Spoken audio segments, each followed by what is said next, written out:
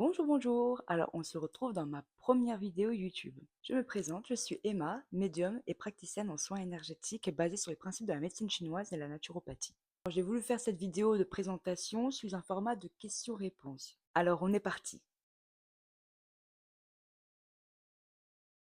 Alors, ma médiumnité est venue en deux étapes clés. Déjà, comme la plupart des médiums, lors de l'enfance, j'ai vécu des choses, j'ai vu des choses qui avaient un rapport avec l'invisible. Quand j'avais 5-6 ans, j'ai vu des entités et des êtres de la nature. Je ne vais pas vous parler des êtres de la nature dans cette vidéo-là, mais je pense que ce serait intéressant de vous faire une vidéo un jour dessus. Mais quand j'ai vu ces choses dans l'enfance, j'ai eu peur. Or, j'ai refermé mes canaux. J'ai toujours été une enfant avec une grande sensibilité, une adolescente et une jeune adulte toujours, avec une très grande sensibilité. Je percevais des choses que les gens ne voyaient pas et ne ressentaient pas. J'étais et je suis toujours le genre de personne, quand je rentre dans une pièce, je sais exactement ce que les gens pensent et savoir instinctivement ce qu'ils pensent de moi, par exemple. Je ne comprenais pas parce que cette hypersensibilité me fatiguait beaucoup. À l'âge de 14 ans, à peu près un an après le décès de mon arrière-grand-mère, je me suis intéressée davantage à la spiritualité. J'avais la nounou, ma petite sœur, qui tirait les cartes. Et j'étais intriguée par ça. Alors je lui avais demandé si elle pouvait me faire la même chose. Elle m'avait refusé, elle a dit on verra quand tu auras 18 ans. Trop intriguée, moi j'ai commencé à le faire moi-même. J'ai commencé avec les cartes de poker. Sur les cartes de poker, il n'y a pas d'indication, c'est pas comme sur les oracles ou sur le tarot. Et puis moi je suis quelqu'un de très intuitive et j'ai pas appris toute la signification de chaque carte. Ça ne m'intéressait pas. Alors j'ai pris les groupes de couleurs et de formes et je leur ai donné un thème. Mais ensuite, c'est des messages par clairaudience qui venaient. Et j'ai commencé à tirer pour ma famille, pour mes amis. Et rarement je tombais faux. Et c'est là que je me suis beaucoup plus intéressée à la spiritualité. Je pouvais passer des heures et des heures à regarder des vidéos ou des articles sur la sorcellerie. Je pratique pas ça, sachez-le. Sur la tarologie. Il était important pour moi de me renseigner.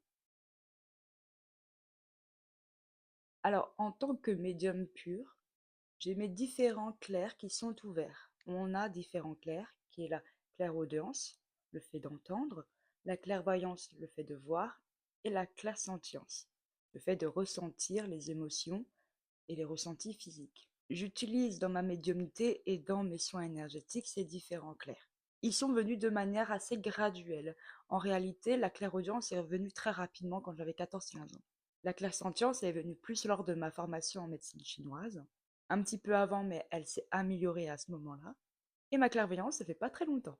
Ça fait un petit peu moins d'un an que maintenant je vois des images. Alors je vois pas des scènes en animation, mais je vois des images. Alors j'ai développé mes capacités en pratiquant la médiumnité et les soins énergétiques. Comme j'ai dit, je me suis formée en médecine chinoise, qui est une médecine énergétique. Cela a vraiment pu me permettre de développer la clairsentience, et c'est à cette période de ma vie que la communication animale est venue à moi. Alors, j'ai 4 types de séances qui se passent toutes en visioconférence. J'ai la médiumnité pour vous, en 20 ou 45 minutes. J'ai la médiumnité animale qui dure une trentaine de minutes. J'ai le soin humain qui dure entre 1 heure et 1 heure et demie. Et le soin animalier qui dure aussi entre 1 heure et 1 heure et demie, mais on n'a que 30 minutes de visioconférence. Et puis j'ai aussi ma petite formation en thérapie énergétique, ça il ne faut pas l'oublier. Quand une personne vient pour la première fois en soins énergétiques et naturopathiques avec moi, je lui conseille de prendre le pack des 3 soins pour qu'on puisse avoir le temps de travailler sur tous les aspects. Là, il faudrait que je parle de ma mission de vie.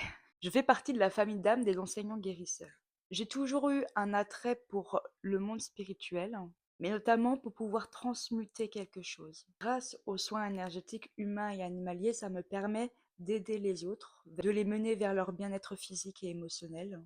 Et ça me fait vibrer. Et pour le côté enseignant, maintenant ça fait 5 ans que je pratique le soin énergétique et 10 ans la médiumnité. Pour moi, il était important de maintenant transmettre ce que je sais. Ça, c'est mon dada.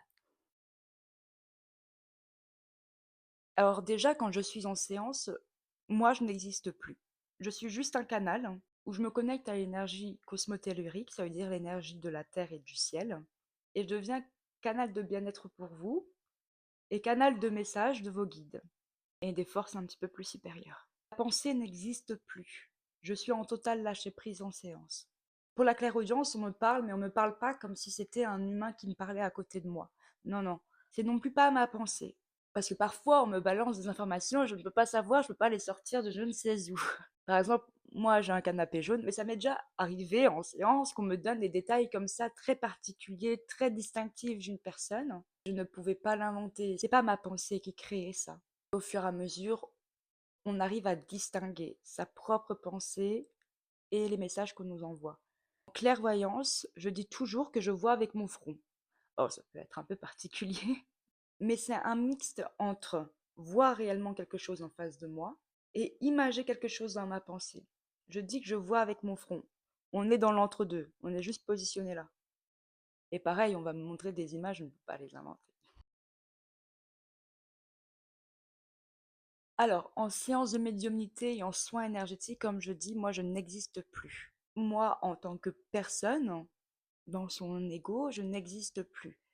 Cela veut dire que mes émotions n'ont pas la place. Il faut savoir qu'en soins ou en médiumnité, mais principalement en médiumnité, si vos émotions interfèrent dans la séance, votre séance n'existe plus. Elle ne sert plus à rien, sachez-le. Je dis toujours qu'il y a la Emma médium et la Emma de tous les jours. Oui, j'ai une extrême sensibilité dans ma vie de tous les jours, mais en séance, je l'oublie. Parfois, on m'a déjà fait la remarque, bon, c'est très rare qu'on peut me trouver un petit peu froid dans séance de médiumnité, par exemple, parce que moi, on va m'envoyer des images qui sont quand même parfois très dures, hein. Quand je dis des images très dures, j'ai déjà vu de l'inceste, j'ai déjà vu des abus, ou bien des personnes qui mettent fin à la vie de quelqu'un d'autre. Voilà, des images qui sont quand même assez choquantes, et il ne faut pas que mes émotions interfèrent. Alors, je vous avoue, parfois c'est compliqué. Mais on n'a pas le choix. À partir du moment où nos émotions interfèrent, on ne peut plus être dans sa médiumnité. C'est fini. Alors j'ai appris à me déconnecter. Qu'est-ce qui permet de m'aligner au quotidien? Alors l'ancrage déjà, très important. Je fais mon ancrage tous les jours, avant et après chaque séance. Balader mon chien, très important, ça m'ancre beaucoup. Ça me permet de me reconnecter, faire des choses qui me plaisent, notamment le cheval, et la famille. Je me protège beaucoup aussi, je me nettoie. Vous voyez, je suis énergéticienne, mais on ne peut pas tout faire soi-même. C'est impossible. Alors moi, parfois, j'ai des entités qui se collent à moi. Or, la plupart du temps, j'arrive à les déterminer tout de suite et à les enlever moi-même. Bah, ça m'est déjà arrivé de ne pas réussir à les enlever moi-même. L'humain est un être d'entraide, on ne peut pas tout faire tout seul.